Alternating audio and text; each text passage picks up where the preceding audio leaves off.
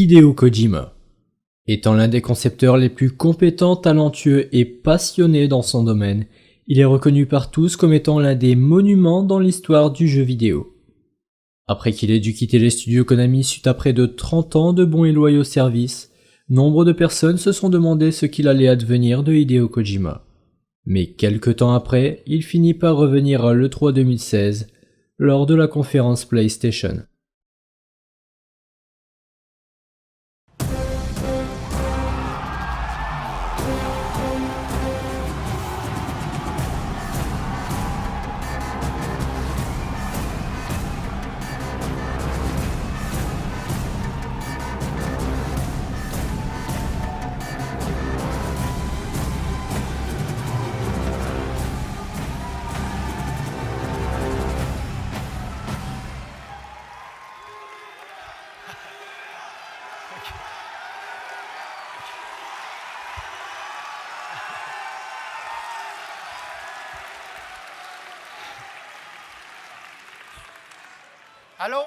Hello everyone.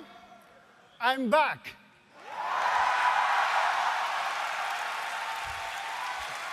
Thank you. C'est à l'occasion de cet événement qu'il dévoila son nouveau et premier projet du studio de développement Kojima Productions qu'il a lui-même créé, Death Stranding.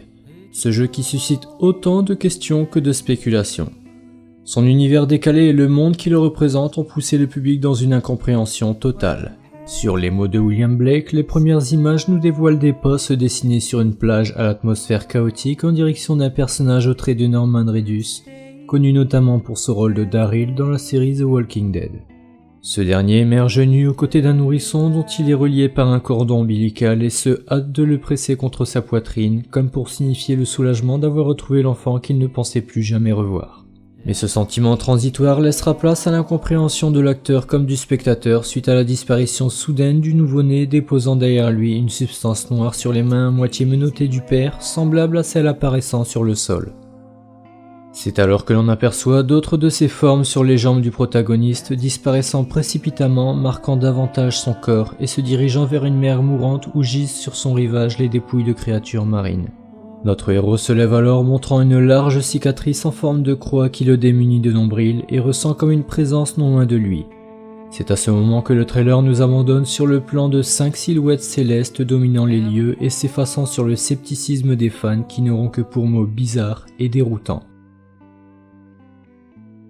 6 mois plus tard, une nouvelle bande-annonce est dévoilée pendant les Game Awards 2016, mettant en avant cette fois-ci un personnage s'apparentant à Guillermo del Toro, célèbre réalisateur, scénariste, producteur et écrivain. Nous lui devons des titres comme Hellboy, Blade, Pacific Rim, Le Labyrinthe de Pan, Kung Fu Panda ou encore le scénario de la trilogie The Hobbit. Nous le voyons ici craintif et marqué d'une large cicatrice frontale portant contre lui une capsule et possédant au poignet opposé les mêmes menottes que son prédécesseur. Voyant s'approcher quelque chose au loin, notre balafré se précipite devant l'entrée du tunnel et l'on se rend compte qu'il essaie de ne pas se faire remarquer par des avions. Le premier fait choquant est qu'il s'agit d'un P-47 Thunderbolt, chasseur américain utilisé pendant la Seconde Guerre mondiale. De plus, chacun d'entre eux possède des cordons semblables à celui que possédait le personnage de Norman Reedus. Une fois à l'intérieur, un bruit sourd alerte notre individu qui jette un œil à ce qui se passe au-dessus de lui. Nous y voyons donc avec étonnement un char de type M10 Wolverine, utilisé également pendant la Seconde Guerre mondiale, dans un très mauvais état et recouvert de tentacules géantes et visqueuses. Un liquide noir comparable à ce que nous avons déjà vu s'en écoule et nous constatons qu'un autre cordon y est rattaché à l'arrière du véhicule.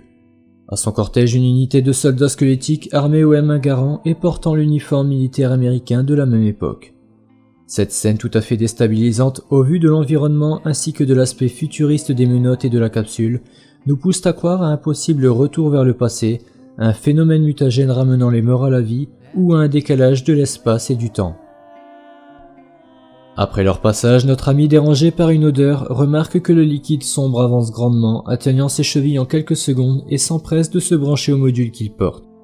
Ce qui aura pour effet de désopacifier la vitre, laissant apercevoir un bébé à l'intérieur, dont un cordon ombilical artificiel est relié directement entre le ventre de l'enfant et le tuyau extérieur.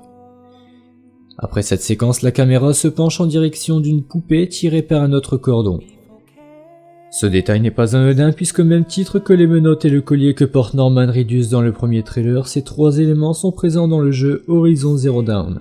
Chacun de ces éléments étant dissimulé et récupérable dans des endroits spécifiques de la carte. Leur icône dans l'inventaire représente d'ailleurs le logo de Kojima Productions. Il est possible que ce ne soit qu'un clin d'œil au nouveau studio de développement du père de la série Metal Gear Solid, étant donné que Death Stranding tourne sur le même moteur graphique de Guerrilla Games, le Decima Engine. Mais s'il y a un sens à cela, cette partie du mystère est jusqu'alors non résolue. Après une grande inspiration, notre homme en costume se place devant le tunnel, hésitant à entrer. Nous suivons alors le bambin en plastique flottant et s'enfonçant doucement, tiré de l'intérieur. Pendant son parcours, une lueur rouge émane en dessous de lui, apparaissant et disparaissant au rythme d'un sonar.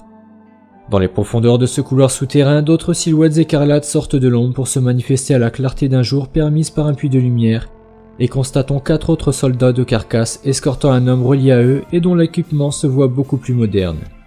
Il possède une tenue militaire utilisée dans les missions désertiques des forces spéciales américaines autour des années 2004, ainsi qu'un fusil d'assaut modifié de type AR-15, nous troublant davantage dans notre repère temporel.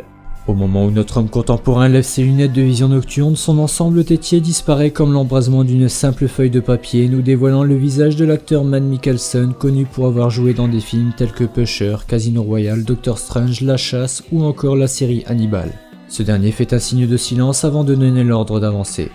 Il se détache alors de ses soldats dont on distingue un insigne représentant une épée devant ce qui semble être l'emblème de la 82e division aéroportée des États-Unis. N'étant plus connectés, de la braise apparaît sur leur tenue ainsi qu'à leur système de connexion qui se range au niveau de l'abdomen du commandant. L'utilisation de cette compétence perturbe les champs électromagnétiques comme nous pouvons le voir sur ces 2 scènes. À la fin de cette vidéo, la poupée est de nouveau mise en évidence dans le but de nous montrer 2 choses. La première est qu'elle ouvre son œil droit exactement comme ce qu'a fait le bébé encapsulé avant d'entrer dans le tunnel. La deuxième est quant à elle de nous faire remarquer la cicatrice similaire à celle du personnage de Norman Reedus. Enfin, le dernier plan de séquence est très subtil. En effet, nous pouvons remarquer que notre acteur danois n'est plus entaché par ses stigmates et réagit comme s'il se réveillait. On pourrait donc se dire que tout cela n'est qu'un rêve, mais en faisant attention à la manière dont il baisse la tête juste avant, ce n'est pas impossible qu'il ait volontairement passé d'un monde à l'autre par le sommeil, et le bébé en plastique nous aurait alors signalé l'état dans lequel il se trouvait. Nous apportant de nouvelles choses, ce second dévoilement n'aura fait que brouiller davantage l'esprit des joueurs, attisant de plus belle leur curiosité et réclamant toujours plus d'informations. Il aura fallu attendre 1 an avant qu'une nouvelle bande-annonce ne soit montrée à l'occasion de cette même cérémonie, déterminée à retourner une bonne fois pour toutes le cerveau de la communauté.